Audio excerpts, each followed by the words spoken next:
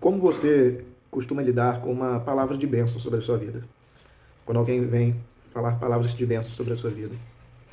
Como você costuma lidar quando alguém vem exortar você diante com base na palavra de Deus, exortar alguma conduta sua? Por que eu estou te fazendo essas duas perguntas que são bem distintas?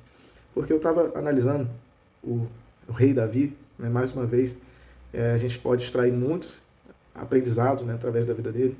E o rei Davi, ele, lá em 2 Samuel, capítulo 7, a partir do versículo 8, o profeta Natan, ele é usado por Deus para trazer uma série de promessas assim maravilhosas. Acho que ninguém, todo ser humano gostaria de ouvir as promessas que Deus fez através do profeta Natan para Davi. Deus prometeu uma dinastia sobre o reinado de Davi, que ele iria ser vitorioso sobre todos os inimigos dele. O reinado dele ia ser continuado através do filho dele. A presença de Deus nunca sairia do filho dele. Então, assim, são promessas maravilhosas.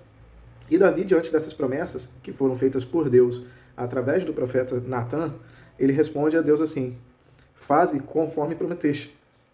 Ou seja, ele recebeu bem essas promessas.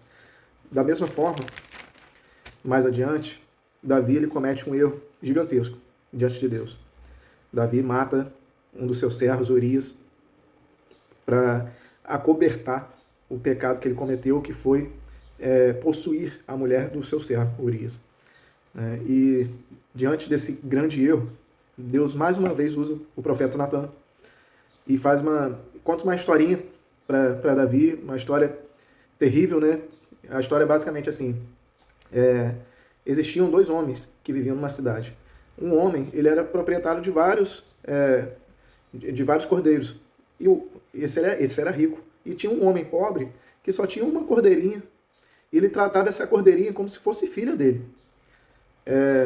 E aí chegou um belo dia que esse homem rico, que tinha vários cordeiros, ele foi fazer um jantar para os seus convidados.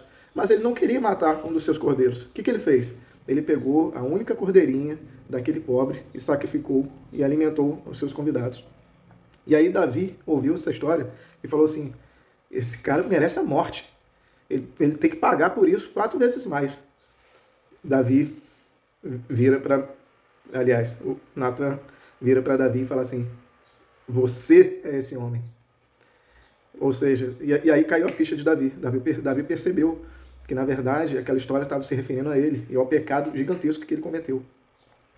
E da mesma forma que Davi recebeu bem as palavras de bênção de Deus através do rei Natan, Davi também recebeu bem as palavras de exortação através do profeta Natan. E aí a reação de Davi foi reconhecer: Senhor, eu pequei contra ti. Meus irmãos, que Deus nos ajude a ter um coração receptivo para as promessas de Deus, as bênçãos de Deus.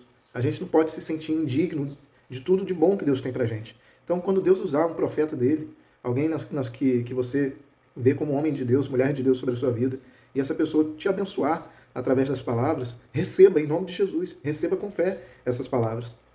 E da mesma forma, mesmo que seja a mesma pessoa, se um dia ela vier te exortar diante de um pecado que você cometeu, receba bem também.